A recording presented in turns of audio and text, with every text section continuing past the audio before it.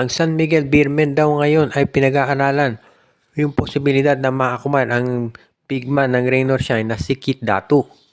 Sa kasalukuyan kasi itong Rain or Shine Elasto Painters, ang dami na nilang mga big men ngayon.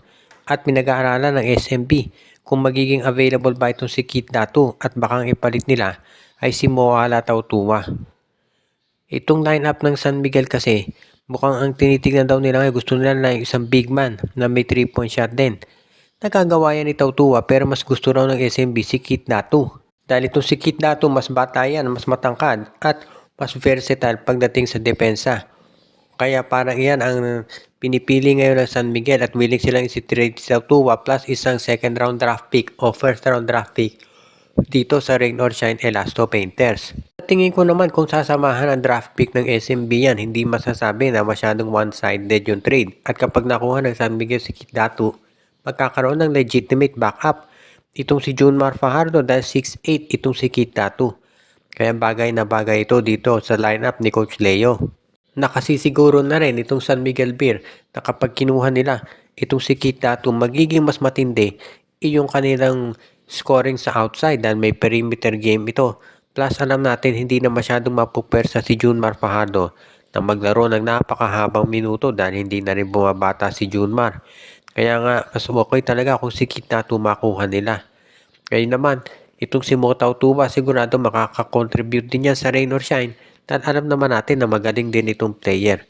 Kaya ang ganitong klaseng trade, masasabi natin talaga na ito'y balanse sa magkabilang koponan. At ito yung tipo na madaling maaprubahan at hindi naman tatanggi si Coach Yeng dahil makikinabang din sila at hindi naman natin masasabi na magiging pabor lang to sa San Miguel Beer. At sa ibang balit, ang Converge Fiber Xers na ngayon ay kumbinsido na mabibigyan nila ng kontrata itong si Mikey Williams. Marami ang medyo skeptical na dahil sa tagal ng negosasyon pero naniniwala pa rin itong Converge na eventually mapapapayag nila itong si Mikey at ito'y pipirma na dito sa kanilang lineup. Kapag pumirma si Mikey dito sa Converge, ang lakas bigla ng Fiber Xers. Dahil sa backcourt mo, meron kang Stockton, Winston, si Mikey Williams, and of course, itong bago nilang kuha na si Juan Gomez de Leaño. At kung ito sa frontcourt nila, meron ka namang Twin Towers na Baltasar at Justin Arana. Kaya hindi matatawaran yung lakas ngayon nitong Converge Fiber Xers.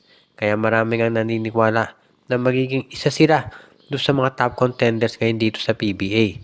Actually, marami nagsasabi na mataas na talaga ang expectations dito sa Converge dahil nga dito sa ganda ng kanilang roster. Kaya nga kung idadagdag pa dyan si Mikey Williams, lalo itong magiging malakas at sigurado na lalo itong magiging maganda para dito sa Converge. Kaya marami nagsasabi na yung pressure nandyan talaga sa Converge para manalo dahil matindi nga yung kanilang roster. Alam naman niya ni Delta Pineda. Kaya nga siya kumuha ng mga consultant para tulungan siya dito sa pag-handle ng koponan. Dahil alam nila na hindi magiging biro yung expectations ng mga tao dito sa ganyang klaseng lineup. Kaya sa ngayon, dito natin makikita talaga na seryoso na itong si Dennis Wu, yung may-ari ng Converge, na gawing isang legitimate championship contender kung kanilang roster. Kaya nga if ever, matuloy nga yung sabi nila pagpirma ni Mikey Williams, talagang magte-take notice na itong SMC at MVP group dahil magiging isa na talagang serious contender itong Converge. Actually, kahit wala pa si Mikey, matindi na talaga expectations dyan.